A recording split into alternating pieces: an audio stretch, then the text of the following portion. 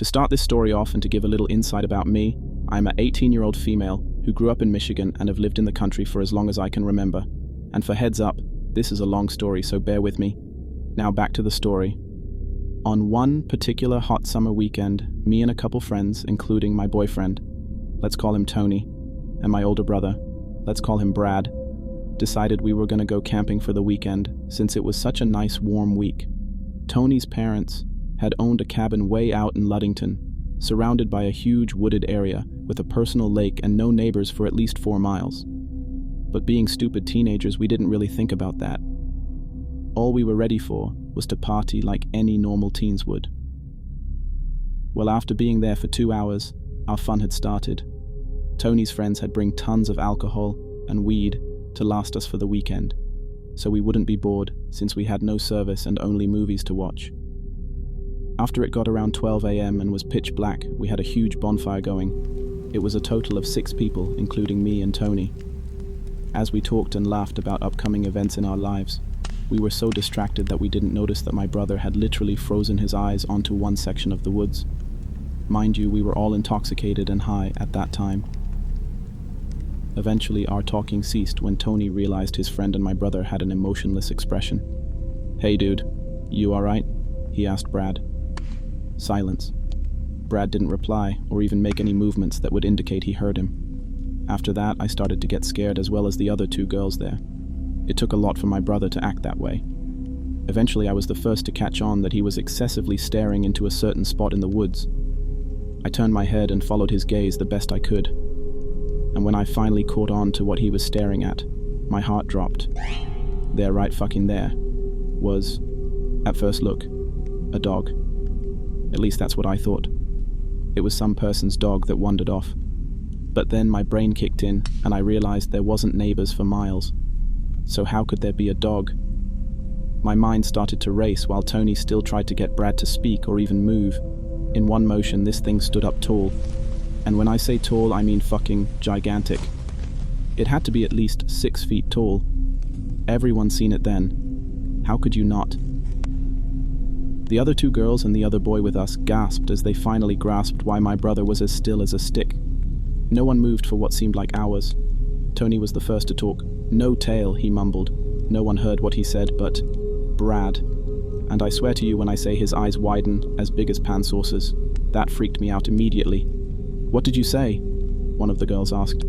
"It has no fucking tail," he hissed at her. My heartbeat stopped. He was right. There was no tail on this thing.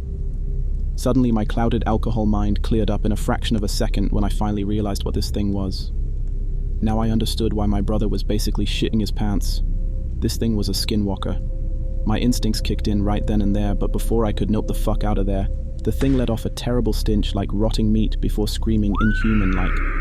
The sound was enough to scare the fuck out of everyone. My brother was the first up out of his chair and started shouting native words to the creature, why I told everyone to get the fuck inside. No one questioned me when they seen just how dead serious I was, especially Tony. He's never seen me so scared, so he knew it was a bad situation. We all hightailed it into the cabin with my brother in tow, still shouting native words at the creature, which seemed to keep it at bay while it gave us enough time to get inside. He slammed and locked the door before turning all the lights off and grabbing a special ash from the kitchen counters and started throwing it at every window and door while chanting. Of course, he had everyone freaked out and basically in tears at that moment. After he was done, no one said a word for a long time, all of us still in shock. He grabbed our ad pistol and had it posted by him for hours. Everyone was entirely too shaken up to even question what happened. We must have fallen asleep eventually because I woke up to my brother packing all our stuff into the 2 cars early in the morning. I understood why.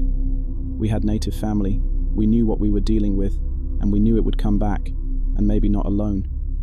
Before we left, I did a blessing on the cabin and spoke a few calming words to the still very freaked out girls. We left as soon as everything was packed up. To this day, we still haven't explained exactly to our friends what happened that night, and they never bothered to ask us either. Okay, so my dad has always been that type of guy where he doesn't believe in anything unless he witnessed it for himself. He's a pretty macho guy, and isn't into all that fairy tale and ghost nonsense. Yet that all changed for him one day, It was about 2:30 in the afternoon when my dad came home. He works the night shift at the old El Reno prison. He says it's a pretty laid-back job for the most part. He'll usually drive around the prison in one of the guard trucks or keeps watch in the towers, but one night he was sent to do a sweep of the chapel, as to make sure no one was in there who wasn't supposed to be. His boss, let's call him Jack, told him to come back and check in with him after he had done so. My dad walked through the yard out to the chapel, and as soon as he walked in, he said he felt just a wave of nervousness come over him. He flicked on the old lights and walked in and began to check all around the room. After about a couple minutes, he said, "A man, dressed in the same uniform as him, walked out from the little office in the back." My dad asked the man if he was already doing the sweep of the chapel, and the man replied, "Yes, I'll take it from here." So, confused as to why he was sent out there to check the chapel, my dad just gave a little, "Oh, okay, I'll let Jack know." My dad returned to his boss about 15 minutes after he had sent him. Jack looked at him and asked, "How did you get done so fast? You couldn't have possibly checked that whole place in such a short amount of time." "Another guard's already in there, said he'd check it," my dad said. And I guess Jack didn't think anything of it. As long as the chapel was checked, everything was fine with him. Well, this is where it gets creepy. About 3 days after, my dad said he was walking down the halls of the prison and stopped to look at the display case of all the old photos of other guards in the past. As he was browsing the photos, he said his heart sank and his blood froze. One of the pictures he came across was that very same guard he had encountered in the chapel, only this guard was dead. Apparently about 4 years before my dad started working there, a riot had broken out in the chapel and a guard was stabbed to death, and that guard was the same man my dad has seen in the old chapel. But out of the 12 years of working there, not once had he ever heard about the riot until now.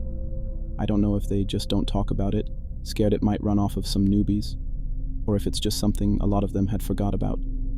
All I can say is, my dad is now a firm believer in the paranormal, and not once has he ever gone back into the creepy chapel.